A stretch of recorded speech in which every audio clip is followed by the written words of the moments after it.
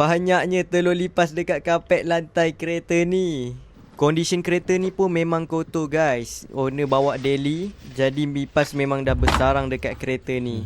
Untuk package basmi lipas, kami akan buka seat kereta dan buka kapet lantai. Bila kita tarik je, tengok tu, penuh dengan telur lipas. Dekat kapet lantai ni lah tempat lipas suka bertelur. Kereta ni pun ada masalah air masuk dalam kereta, jadi kami akan sedut semua sisa air ni juga. Kapet lantai yang kami bawa keluar, kami akan buat deep cleaning, tembak water jet, tembak guna sabun, hilangkan semua telur-telur lipas dan bagi interior kereta betul-betul bersih.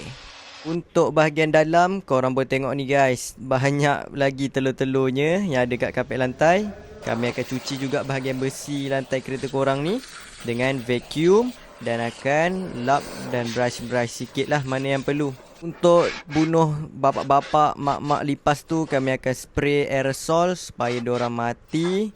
Dah tak buat sarang lagi dalam kereta ni. Kami akan spray aerosol dekat semua celah-celah besi, celah-celah lantai ni, celah-celah pintu, celah-celah dashboard. Semua kita akan spray supaya semua lipas mati. Dekat hairliner pun sama Hairliner ni pun kadang tempat diorang bertelur dan tempat lipas duduk. Sementara jemur kapet lantai tu kita sedut-sedut sikit supaya cepat kering dan betul-betul bersih sebelum kita pasang balik kapet lantai dan seat.